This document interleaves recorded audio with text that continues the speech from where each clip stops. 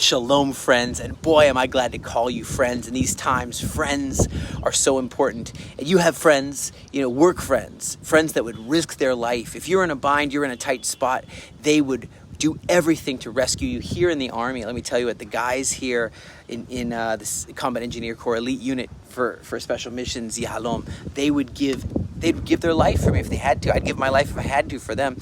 I just want to ask a question. It's a tough one. Let's go deep on this about friendships. Ask you a question.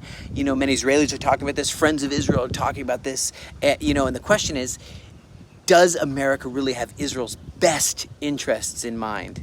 Many, of course, would say automatically, of course. They'd say, of course, yes. America is Israel's greatest ally of all time. But looking deeper for a minute at the history between America's leaders, Israeli leaders, throughout history, and there's a real complex tapestry. A picture is formed. It's just interesting. And so, in 1978, Jimmy Carter with the Camp David Accords, remember that? And he was praising Israel as an ally, but I remember he forced Israel, the American administration forced Israel to withdraw from the Sinai Peninsula, where there was oil there and everything.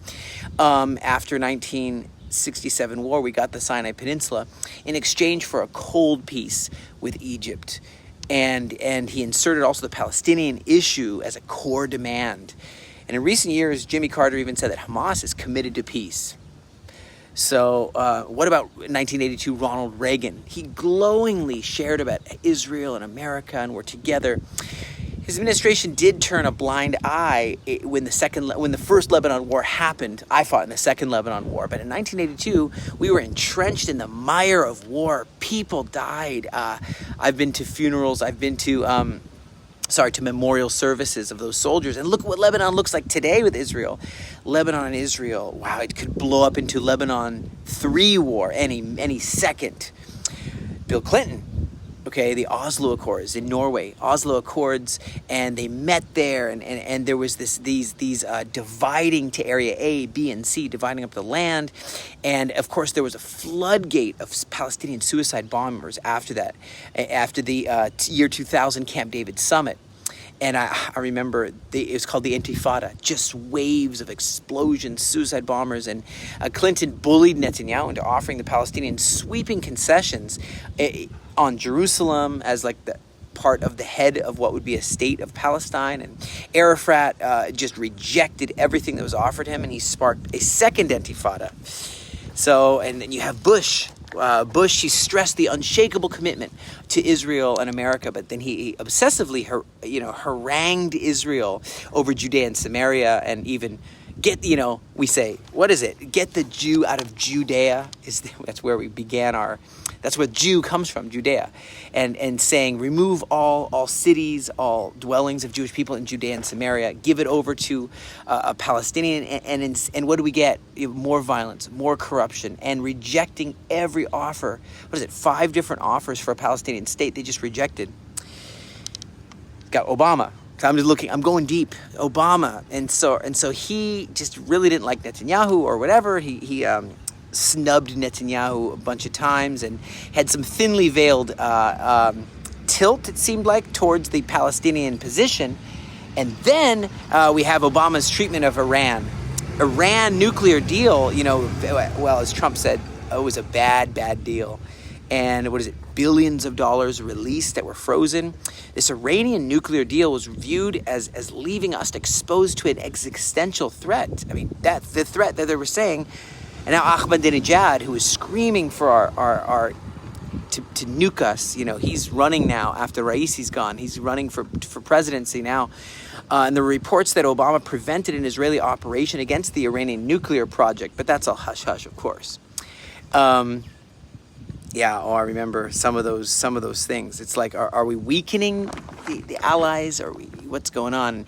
Even Biden, who trumpets his long pro-Israel support and how he's all for Israel, he turned on Netanyahu and the Israeli government just when America needed. And I love the speech he gave, but right when we needed them the most, he said, "I'm going to withhold arms." And sure, he's vetoing the anti-Israel decisions in the UN, but at the same time, he's accusing Netanyahu of waging an unjust war to serve his own political agenda. It's not true. this is a just war to bring the hostages home and to end Hamas. And he also keeps demanding premature ceasefires before Israel core security objectives are even met. It's almost like the Hamas wrote some of these ceasefire deals. And so putting domestic politics over Israel's safety. Let me tell you something. If this is what we're seeing publicly, what's going on behind closed doors between the U.S. and an Israeli administration? What's not said? There is a really, really good friend of Israel. His name is Trump. And he just unabashedly backed Israel by recognizing Jerusalem, moving the U.S. embassy there, taking a hard-line position against the Palestinians, against violence, against terror. And however, he really, was a truly trusted friend of the White House, and many Israelis are so thankful for him. And at the same time, we see some alarming changes. Some of the Trump supporters, maybe some of them are saying, when they see that some of them were saying Genocide Joe, Trump's response was saying, well, they're not wrong to say that. And let's unpack that. Trump's supporters agreed with the accusation that Israel's committing genocide, is what some of them said, which is not true. Obviously, Trump is he's happy to attack Biden. It's his main opponent. But leaving aside the inner America, politics, that's a huge claim that needs to be thrown in the trash. Genocide. Israel's one of the most moral armies on the planet Earth. I think we need some real we need to pray for moral clarity in the United States. And to be honest, sorry about those booms.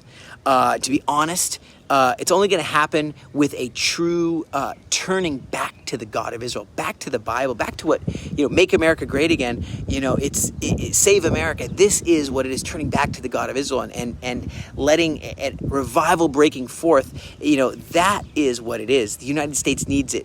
Israel needs it.